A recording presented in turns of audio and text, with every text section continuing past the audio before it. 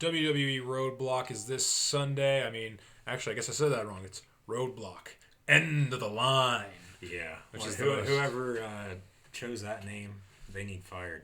Well, the real problem I have with that is just like they're adding that part into promos for some reason. The end of the line part. It makes it sound so awkward and weird. It doesn't sound right. It does, and then, what line is it ending between what superstars?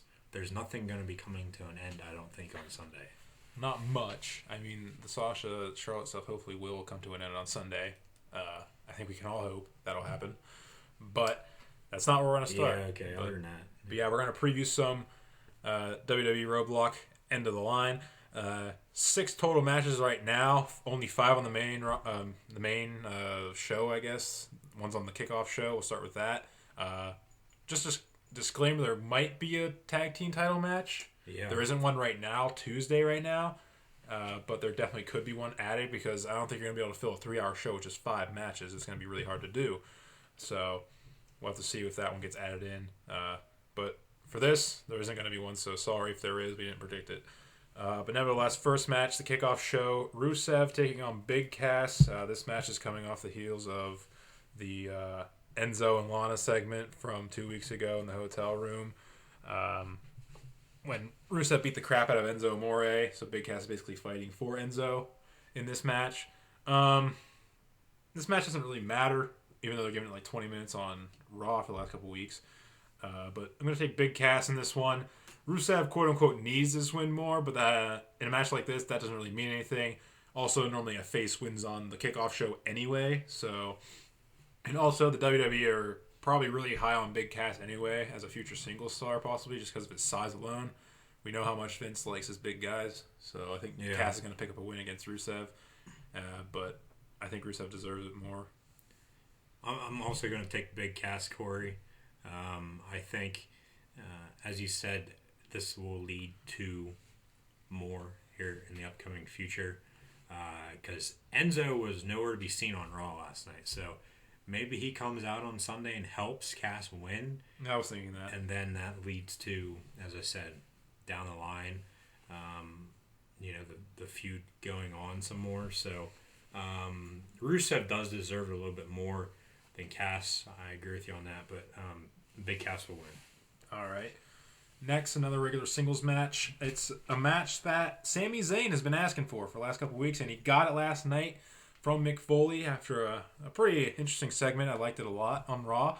But Sami Zayn's going to take on Braun Strowman in a match where, as far as I can tell, there's a stipulation of basically a 10-minute match at the longest because Foley said, I'm giving you 10 minutes against Strowman if you can last that long. So basically, I'm thinking that Sami Zayn, if he can last 10 minutes, he's going to win this match, I guess. And that's going to count as a victory, I guess, for him. He probably wouldn't win a regular match, but I'm going to pick Sami Zayn mostly because if that's kind of like a stipulation, you want to say a 10-minute. If you can last 10 minutes, that's the stipulation, you win. But also, it's unlikely if it's a regular match itself. But the way the storyline is working with Sami wanting this match so much, having it denied to him and stuff, all of this, I feel like it would make almost a little bit of sense. He's getting told he can't do it. He's going to lose. There's no chance he can take out Braun Strowman. I think it would be a nice payoff for this kind of storyline in the sense that he keeps getting told, no, you can't do it. But then he comes out, babyface comes out, wins the big match that he's not supposed to win. So I think it would be great in storyline if he were to come out and beat Braun Strowman. However, it wouldn't be that good if that's Braun Strowman's first clean loss, because of course he technically did lose at Survivor Series, although he got counted out. So I think that'd be an interesting first clean loss for Braun Strowman against Sami Zayn. So I don't know, but I'd like to see Sami Zayn win this match. I would also like to see Sami Zayn win this match, but I don't think he's going to. I think they're going to have Braun win. And come by Sunday, I think there will be a trade in place for real. And if Sami loses, he does go to SmackDown then. Possibly for Eva Marie. Who knows, though? It could be somebody else. Eva Marie shouldn't even be on the main roster. She shouldn't even be in NXT. She shouldn't even be wrestling anywhere in the world because she sucks. She sucks she sucks at a lot of things.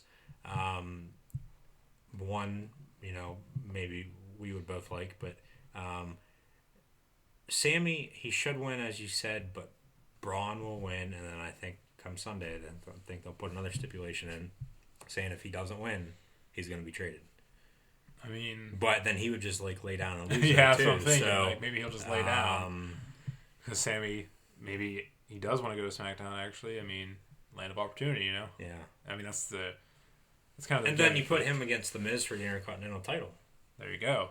That makes that perfect feud. That makes that a perfect feud for SmackDown Live. Also gives a new person on SmackDown Live a new face to battle for that Intercontinental Championship because it's really thin there. But also, there's no one to fight for the United States Championship either because that's not going to be defended on this card because Roman Reigns is in the main event. He's the U.S. champion. There's no one to go after the U.S. title except for Rusev. I think, as I said last week, and they still didn't announce it last week because Michael Cole said something at the end. I don't know if a lot of people caught it because they didn't say it last week and the week before when they should have, when they're planning to, because Mick Foley screwed it up. The winner of the Owens-Reigns match will get both titles.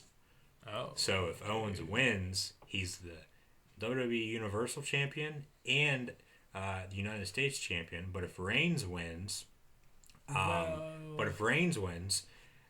he's the United States Champion and then the WWE Universal Champion. But then this brings in Chris Jericho as well and Seth Rollins. Just hear me out on it, Corey, okay? And this leads to Jericho getting a United States Championship opportunity, not the WWE Universal Championship. Just that. Owens then drops it to that. This keeps this feud going between Jericho and Owens as best friends, but then they hate each other at the same time sometimes. And then Jericho ends up losing it down the line then by WrestleMania, and then he goes back with Fozzy. So as far as I know, that's what was supposed to happen. They haven't said anything about it. I'm pretty sure Michael Cole said though last night on Raw, if Reigns wins, he becomes the WWE Universal Champion and the United States Champion. So you should go back and all our listeners should go back and listen to that. I think that's what you're confusing because if Reigns wins, he is going to be the Universal and United States Champion, but Owens will not win the U.S. title because it's a Universal Championship match. I think you're confusing the fact that if Roman wins, he'll have two titles. I think you're confusing that. If Owens... No, the United States Championship's not on the line, is the thing. No, it's a Universal Championship match. No, if Owens wins, they'll still have him take it, but then the thing that's get Jericho involved, but then... No, this match is not for the U.S. title, though. But the match was never for that title, but Owens has it, and then Jericho wins it, and Reigns goes after Jericho. He can't have the title that he didn't win. How many times have they done that in the past? Never. People steal titles from other people when they try to get it back. But it's not his title. They steal a title in a feud. It's not their title. They don't defend that title. All right, whatever. It's not. It's a Universal title match. It's just Roman. I don't think there's any way that's actually going to happen.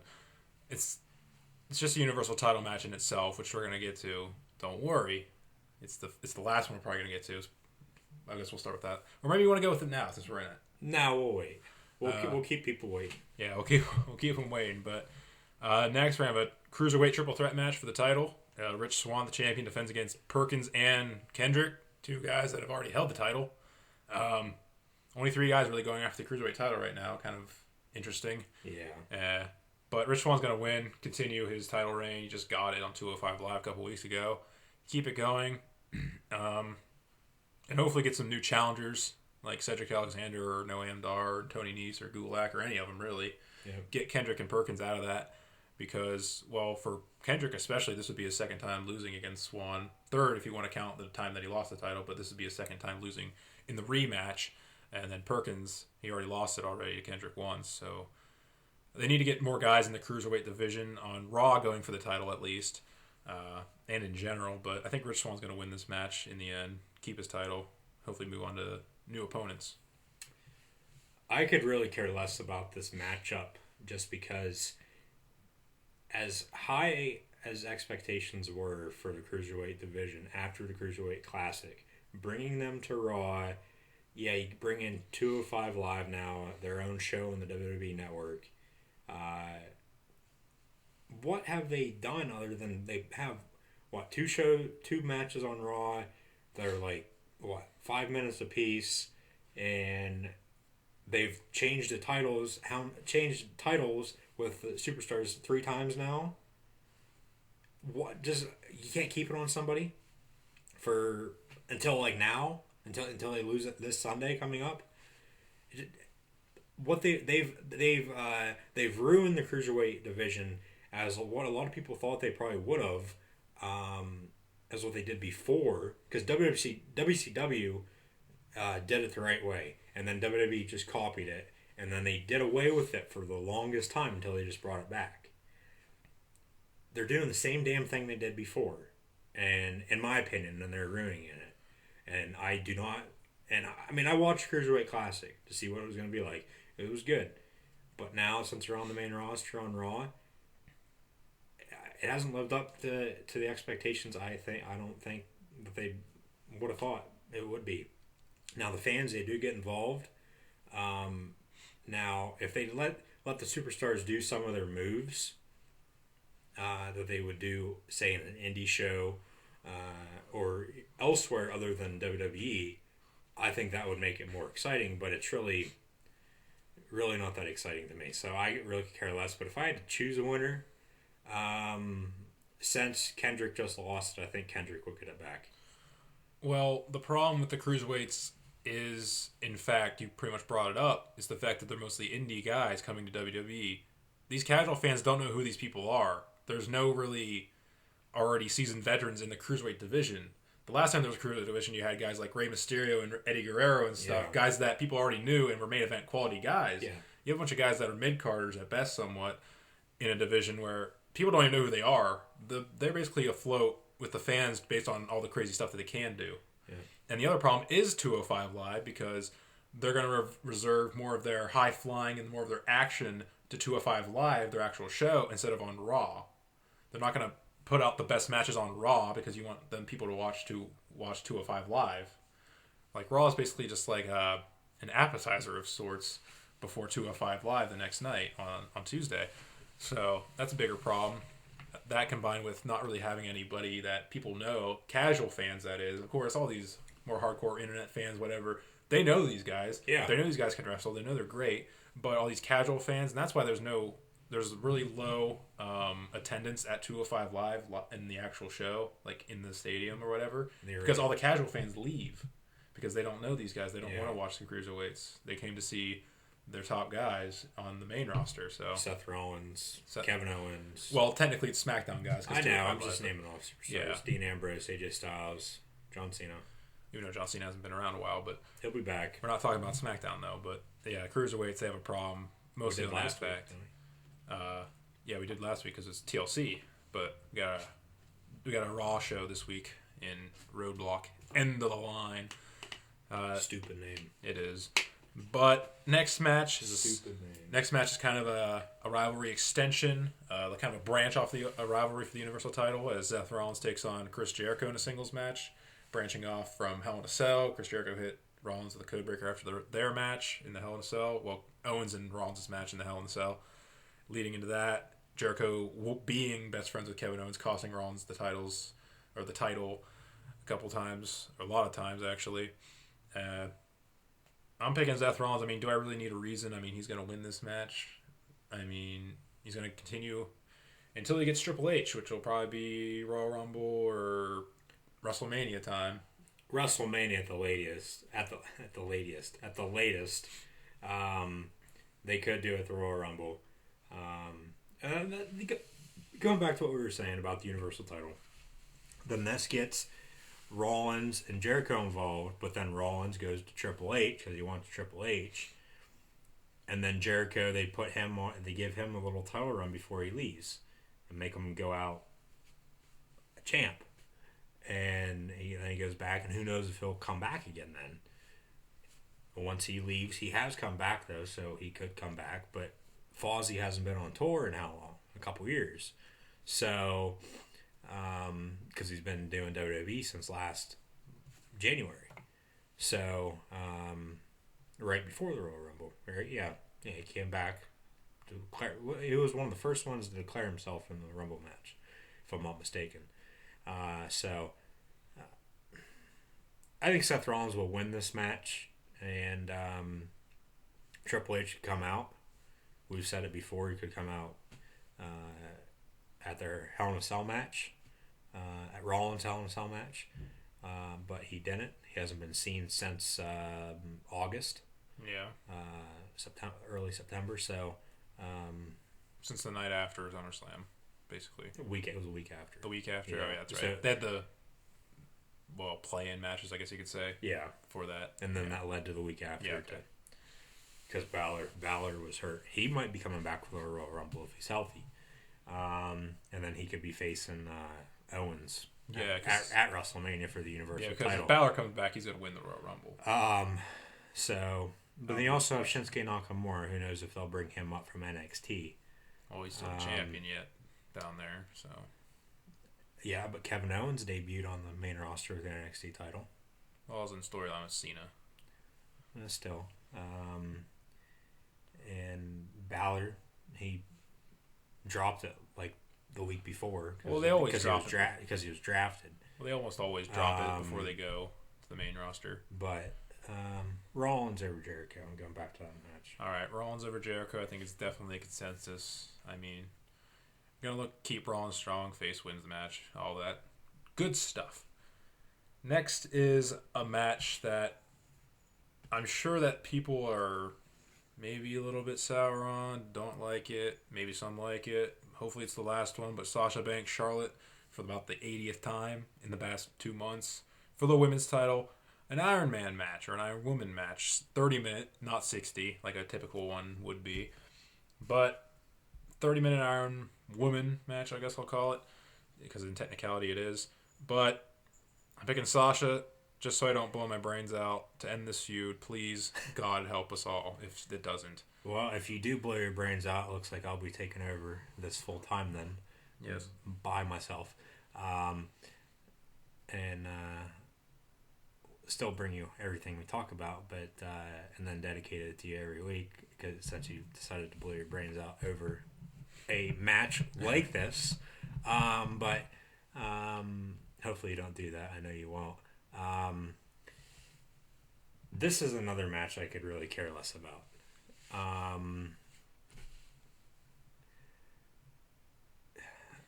mean, I really don't know who to pick. I'm just going to go with... It's going to be one hell of a match, though. I'll tell you that. But... And they'll probably tear the house down. Because the fans are going to get involved in it. But... I'm going to go with Sasha. Thanks. Because you also have Ric Flair, who just came back. I don't care about that. And he'll come out, and he might turn on Sasha now and help Charlotte win it again. But I think he'll, which I could see them doing, but I'm going to pick Sasha. I think he's going to help out Sasha. Because he'll come out, Charlotte will see him, start saying something, and like Sasha will get like a roll-up or something for the win. I mean, well, since it's an Iron Man match, it's how many falls you can get in that time frame. So, well, you're saying for the deciding one, yes, then, like in the final seconds or something, which is what's going to be. It always does in an Iron Man match. Final seconds, you need the one more, or someone's in a submission or something. Who knows? But what's going to happen is Sasha's going to win this one, and then she's going to turn on Bayley, and then it's going to be Bayley Sasha at WrestleMania. Yeah. I can guarantee it. But now, main event time. Universal Championship match. Roman taking on Kevin Owens. Universal title on the line. And I'm going Kevin Owens only based on the fact that Reigns is on top after Raw last night. He was. He speared him, held the titles up. So that normally is not a good sign if you're going to win on Sunday. Nope. So, but it is Roman Reigns. He might win it. I wouldn't be surprised if he did. But I'm sure fans wouldn't like it, but who knows? No. I'm picking KO, though. Yeah, KO Mania coming up on a year since the first one last year. I think Owens is going to win, and I think they're going to have him put have him also win the United States Championship, and then that gets Jericho involved, because then Rollins will be going on Triple H, and then Jericho and Owens will be having a match just for the United States title, and then Balor will come back, face Owens for the Universal Championship, and then supposedly Roman Reigns is going to be facing Braun Strowman at WrestleMania. So possibly between now and WrestleMania, if Owens wins, then Jericho takes it. Like, he just lays down and wins then. And when, like, Owens lays down, Jericho just gets a victory 1, 2, 3 like that. And then Jericho loses it to Reigns, because, as I said, Reigns would be on a quest then to get it back, because he never lost, as you were saying, because people would say they never said anything about it, but that's how WWE works. They'd say that he stole it, and then Reigns versus Strowman at WrestleMania is for the United States title, and then they have Strowman win it, and Strowman's a United States title champion for the first time ever. If I had a camera on me right now, I'd be staring it straight in the face with a look that said, "What the fuck?" But nevertheless, those are our predictions for WWE Roadblock End of the Line. You know that's close to what WWE's probably gonna do. It's not even, but anyway, those are our predictions for WWE Roadblock End of the Line. Let us know what you think is going to happen to Roadblock in the comments section below. And yeah, we'll see you next week when we give you the results for Roadblock. So stay tuned for that next week.